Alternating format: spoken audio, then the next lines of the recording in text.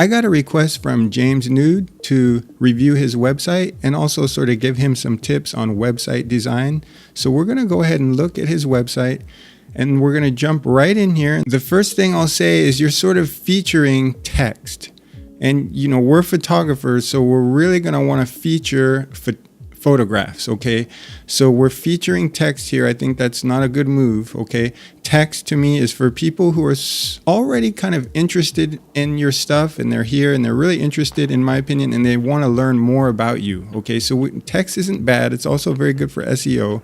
We don't want to get rid of it altogether, but we want to have it less emphasized. So we want to have your biggest, brightest, best image right here on the home page, okay? Right when people get here, that's what we want people to see.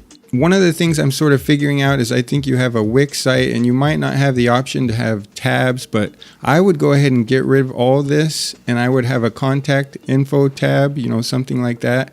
But you may not be able to do that right now, but that's what I would do. There's a great Andy Warhol quote, and he says, I don't read, I just look at pictures. I even have this on my website, if some of you may have seen that. And I really believe you should sort of have this in mind when you're designing your website. People don't read, people look at pictures, okay? So you want to really attract them with pictures, especially since you're a photographer. Some of the statistics are just crazy with this. I mean, there's some statistics out there about Facebook, and the posts that have photographs with them are, you know, like 10 times more engaged with and all that good stuff than posts that are not. So photographs are really important, especially for us. So we'll just sort of scroll down here, and he has his first gallery right here. And I'm just going to look through here really quick. And I personally am drawn to this image very much myself. I like this one. I think this should be front and center. I like this one as well. I think you need to mask out some of these bluer, warmer tones and just warm it up in general. I don't like this autoplay feature, but that's just me. You're going to have to make your own decisions up about that. But I would go ahead and go through here and just pick out what you feel your favorite images are. I really like this image, by the way. I mean, I'm just going to go through here really quickly. And some of these like this, I just feel like even if you're technically straight, you're technically maybe vertical, you're too close and you're too wide, and it just makes the property feel sort of out of whack. And so I wouldn't want to put these in the portfolio. Just if you were able to back up there, it would have been a lot better and kind of zoom into a longer focal length. I personally like this image. I think this one should be more featured. You may be able to work something with the sky in that one.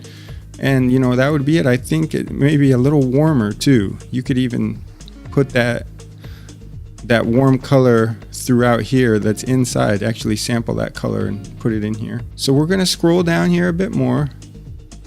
And here we're getting to his interiors tab. And here we're at his interiors images. And I think this is a good image. It's good to show people that, you know, you can do these window pulls. People like to see that, oh, I have a property on the lake and he can do that, you know. I would prefer if you put a little bit more flash in some of these, but I think that first one was a nice standout image. So in general, James has some nice clean images, and I think if he used a bit more flash in general, I think that would help him out.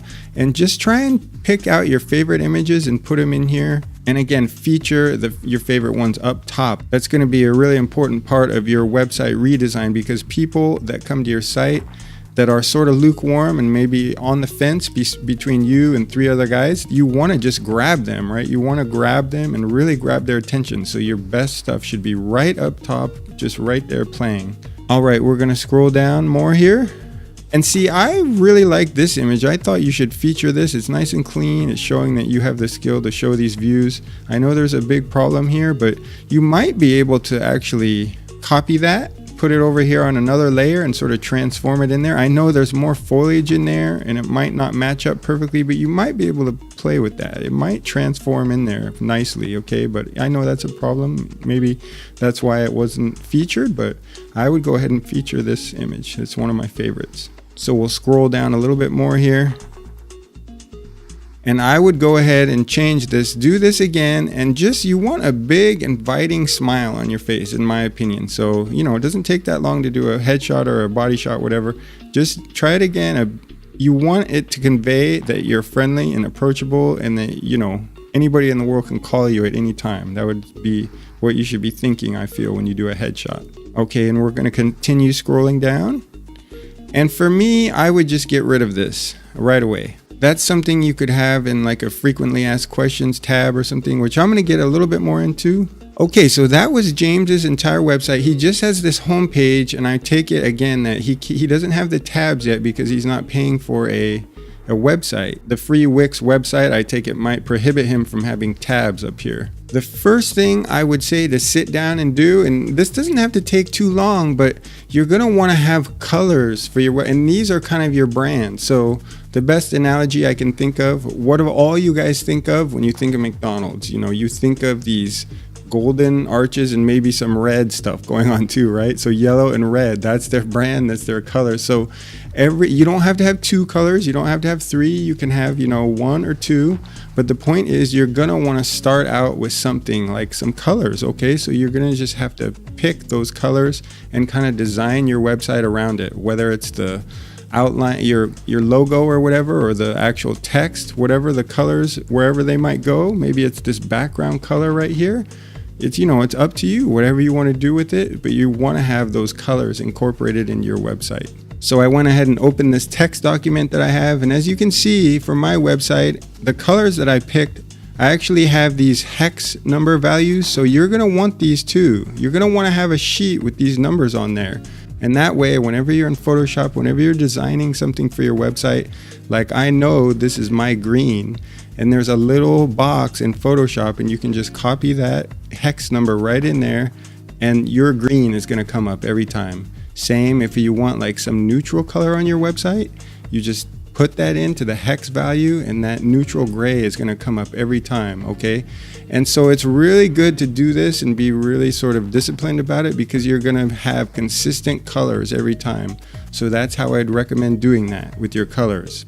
The next thing I'd say you have to concentrate on after colors is just getting a logo. And a logo doesn't have to be a big complicated thing for us. I believe it can just be a font. And you might want to look around at fonts, you know, for 5-10 hours at night, just go through them. Your logo could simply just be James Nude Photography, and you know, it's in a certain font, you know, maybe something that stands out, and your colors are going to be incorporated in that. Okay, it could be that simple. So James mentioned to me he's really looking to attract more clients, and I think the best way to get started with that is, first of all, get out there and talk to people, but the second thing you can do from home is to concentrate on your SEO. And the first thing you're going to have to do when you start concentrating on your SEO is find your keywords. So we're going to jump over here to a place called Uber Suggest. This is what I recommend, this website for finding your keywords. And you'll just jump into here. And you could use this for YouTube and stuff like that, but we're going to use it for the web and English for here because it's a website, right? And we're going to type in real estate photography. And we'll just see what it comes up with. And by the way, James happens to live in Michigan, so we're going to go ahead. Now these first results that come up here are going to be just the major hits, okay? So we're not really so much concentrating on that. We're going to go down here to the M section, and we're going to find out that sure enough, Real Estate Photography Michigan is one of the results that gets searched for quite often, okay? So I don't know this market very well or anything, but you're just going to have to come up with your own keywords, kind of doing this research using places like Uber Suggest, and it looks like this is going to be a great keyword again for you. But it may be competitive, but that's okay. If you live in kind of the outskirts of Michigan or something, just try and see if the keyword is coming up for the little suburb you happen to live in or something like that, okay? And that might be a better keyword for you to focus on. So I noticed, for example, when I come in here, your images have titles, and I'm not sure how good Wix is, but it doesn't matter. If you go ahead and change your titles before you upload them to Wix, this will for sure work. So you would just make this title instead of, this isn't doing you any good, right?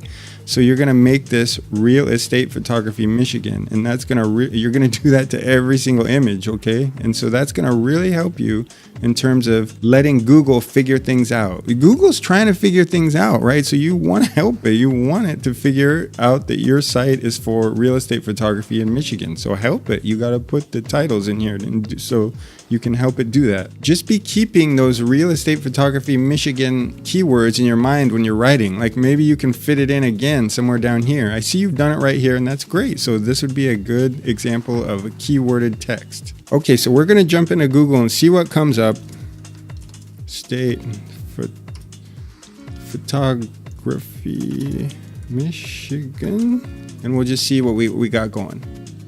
Now, just a couple of the reasons we're doing this is I wanted to point out some huge things that I hope every single one of my listeners hears this. So James might do this and he might say, oh, wow, these guys are big. I have no idea is the truth, but James might get a little intimidated by this. I don't know that that's the truth. I'm sorry, James, but I'm just saying, like, as an example. But the point being, everyone out there, please do not be intimidated by anybody. There's nobody out there that's better than you. There's nobody out there that's a big god or anything like that. Nobody's better than you, okay? So I guarantee you, if you work hard at this SEO, do your research, start getting your keywords in there, continually work on it and refine it and see what's working and what's not, you can be on the top of this Google page, okay? Sooner or later, you can do it. It might take you a year, it might take you 2 years, but don't be intimidated by anybody. I think that's the number one point. The next thing you're going to want to do as soon as possible is you're going to want to get into Google and get a Google business account and also a Yelp account. And you're going to have to put your business in there and then put your address in there. And the reason that is because Google needs to know that address information. That's how Google finds things. That's how it finds people. When somebody types in just real estate photography, well, Google knows where that person is, and you're going to have your name on a map, okay? Both Yelp and Google, I'd say. So this is very important. If you don't want to use your address, I'm not sure what to say. I know there might be like a PO box solution or some type of other solution, I forget, like FedEx or something like that, where you can get a physical address. So I believe Squarespace is great for SEO, both in terms of its visibility to Google, and also they have a bunch of like just cookbooking procedures. Like, this is my website and I can just come in here and it really helps me out. And even if you don't want to get Squarespace, you come over to Squarespace's website and you just type in Google Squarespace SEO, and they give you like a cookbooking solution on like everything you need to do to make your SEO great, okay? So we'll go through this a little bit, and they're just telling you start blogging, okay? That's something you should definitely do because it's changing your website, and Google likes that when your website's changing a little bit. Your physical location, okay, we talked about that already. So this Squarespace guide is just telling you exactly what to do. So even if you don't have a Squarespace website, I'd stop over here and check that out and watch the video. On this topic of Squarespace, I just believe every single year, it's not even close for me. I spend about $120 on my website every year, and it's by far and away the best money I spend every year. It's not even close, okay? Squarespace is just amazing. So I'm just, that's my advice. I'd say get a Squarespace account. And one last thing I'll say about SEO is that Google loves it when your site is linked to other sites, okay, especially really popular ones. So for example, Larry Lorman has a real estate photography blog, and his site is very popular, right?